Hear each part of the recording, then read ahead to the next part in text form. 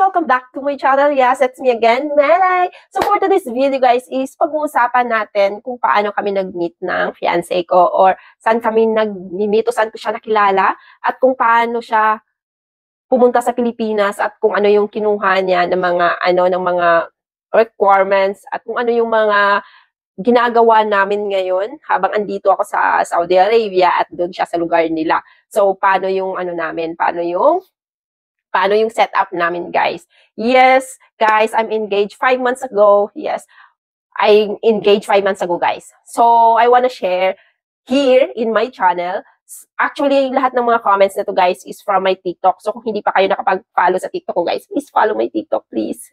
Diba? So, gusto ko lang i-share dito sa channel ko para sa mga minamahal kong followers, para naman makapagbigay ako ng idea, lalo na sa mga followers ko na gustong makapag-affam. Gustong makapaghanap ng affam, guys. Pero bago ko i-share sa inyo, please don't forget to like, subscribe, and i-hit mo na din yung bell notification dyan sa baba para updated kayo sa mga videos ko pang gagawin, guys.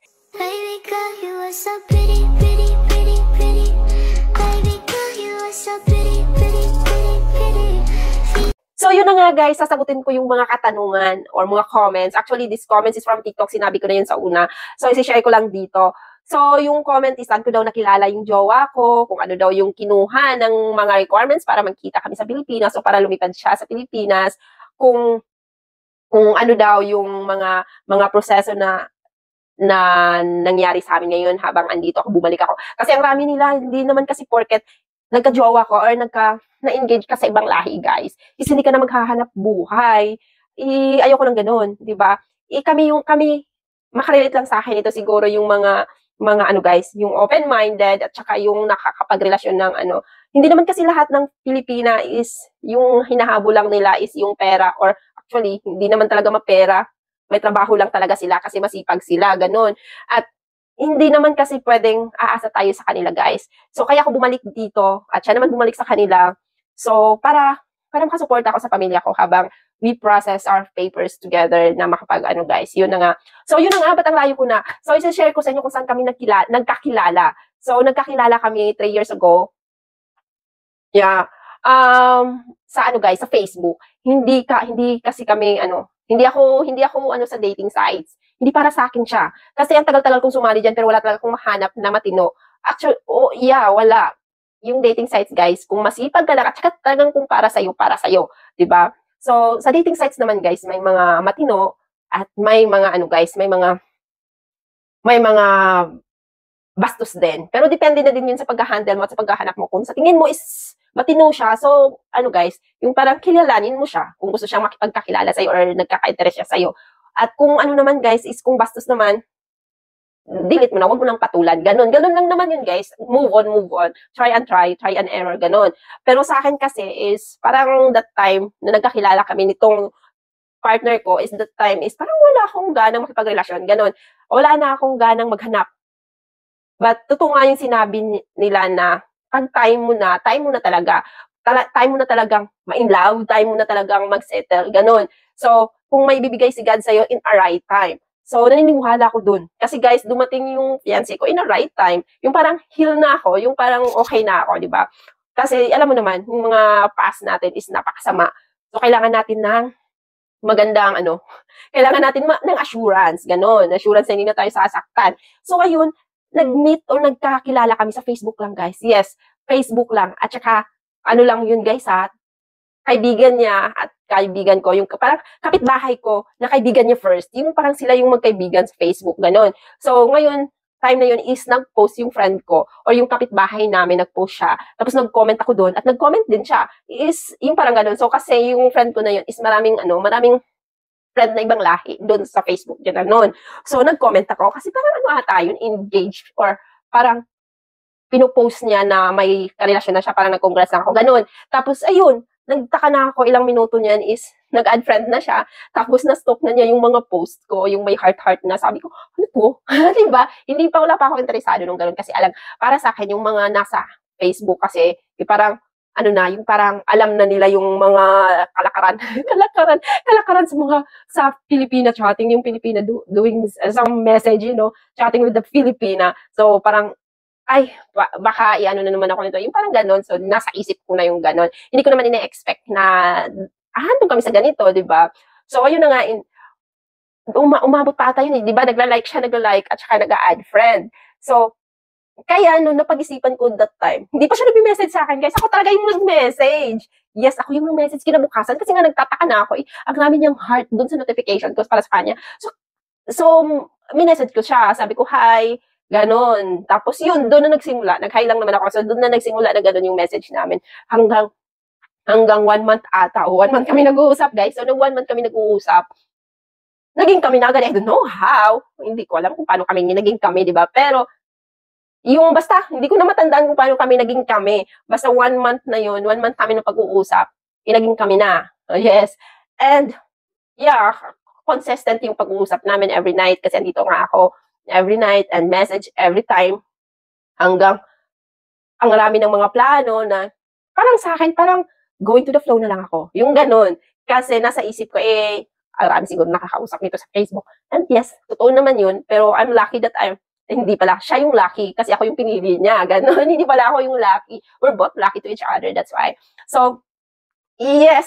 So, Facebook lang kami. So, pwede din kayong makahanap dun sa Facebook, guys, kung talagang naghahanap kayo. But, alam niyo naman siguro kumilatis ng tao, di ba? For sure, alam niyo, hindi naman pwedeng, yes, afam siya, talagang susugapa. Ano ba tawag doon? Sa Bisaya pa, ano ba yun sa Bisaya? Sa Bisaya pa, sunggab na kadayon, di ba? Sunggaban mo na agad yung mga, alam mong ibang lahi na, or American na ba yan siya, or basta ibang lahi, sunggaban mo na agad. No, girls, no.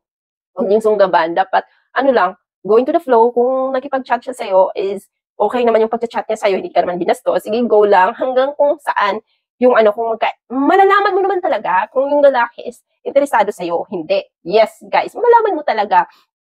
Kasi yung sa akin is, umabot kami ng 1 month, interesado siya. Tapos wala, ano ako sa kanya kasi never siyang nagbastos, guys. Talaga, never niya akong binastos or nanghingi ng mga anong mga larawan dyan. Diba? So, that's why I appreciate him.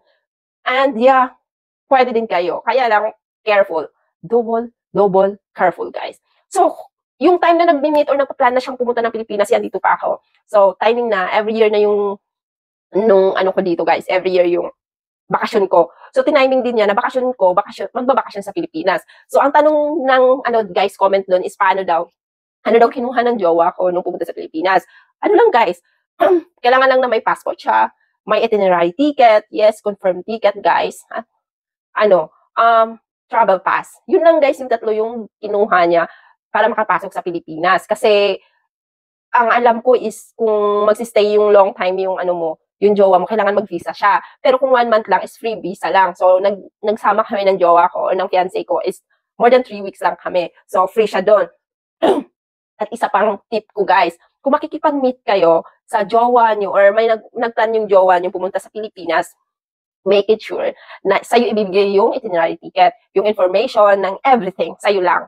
So, alam mo kung kailan siya aalis, kung kailan siya darating sa Manila, kung kailan siya darating sa'yo, para alam mo lang. Para ma-sure mo na ikaw lang talaga yung i-meet mo. Kasi may iba naman kasi, foreigner, guys, or ibang lahi na pupunta ng Pilipinas. So, lahat ng ka-message nila is gusto lang i-meet in one time. Kasi naman, ang mahal naman ng ticket, di ba, $, ang mahal-mahal ng ticket papunta Pilipinas. Yes, guys, ang mahal-mahal. So, they spend a lot of money. So, gusto nila ng ma-assurance. Gusto nila ng yung makapagpili ng guys, yung the best para sa kanila. Kaya, kung may relasyon ka na ngayon na nagpaplano na pumunta sa'yo, be wise, girls.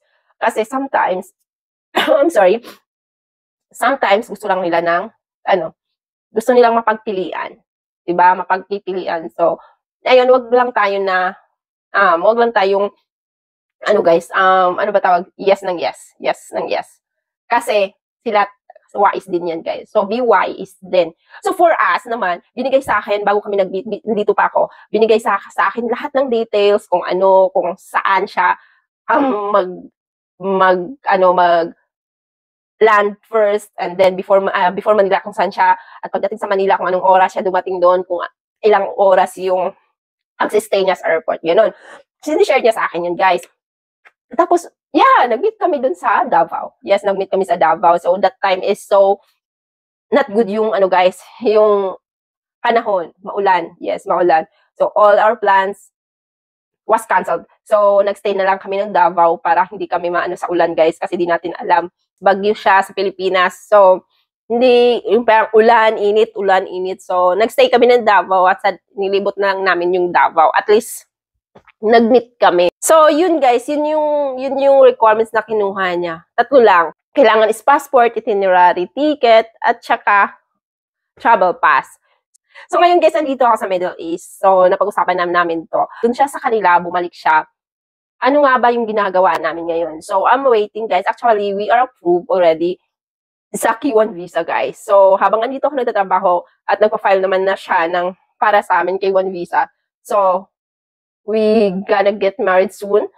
And yes guys, we are approved already. So, naghihintay na lang ako guys na na makauwi or matapos yung kontrata ko dito para ma-proceed namin yung processing namin. So, yun yung setup namin ngayon guys. Yung ganito lang muna, mag-uusap-usap lang muna kami at saka maghihintay sa tamang panahon. Yes guys, huwag nating mamadaliin yung mga bagay-bagay kasi baka mapahamak tayo. So, I trust naman sa plano ni God for us. So, sige lang, ganito lang muna kami. At as long as okay naman na yung relasyon namin, okay lang naman yung relationship namin habang andito ako at andun siya sa kanila. So, soon guys, i-update ko kayo kung magkasama na kami. Yes, i-update ko kayo sa guys, kung paano namin yung K1 visa ginawa or pina-process habang andito kasi ibang bansa at siya naman nasa kanila. So, i-share ko sa inyo pag okay na ang lahat, guys. Yes. But for now, guys, is yun lang muna yung tip ko sa inyo para naman may konting idea kayo kung ano yung gagawin nyo, para makahanap at kung meron na kung ano yung gagawin nyo, para ma-assure na kayo nga yung pipiliin ng guy na yan. So, yun, kunin nyo yung ticket, kung may planong pumunta sa Pilipinas, kunin nyo yung ticket, o i-share niya yun ng kusa. Yung ibibigay niya sa'yo ng kusa, yun, it means ikaw lang talaga yung gusto nyo puntahan. So, yeah, good luck to us, good luck to everyone na naghahanap ng AFAM or may karelasyon na AFAM kasi for me, na-realize ko talaga, oh my God, ganito pala yung feeling na may karelasyon kang ibang lahi, guys. You need to adjust. So, yes, alam naman natin, girls, Filipina, kung ano yung ugali natin, babae, di ba? Pero, kailangan natin siya i-adjust. Kung kamalditahan natin or kaselosa natin, kailangan natin siyang i-adjust. Adjust lang muna kasi hindi naman talaga yan mawawala.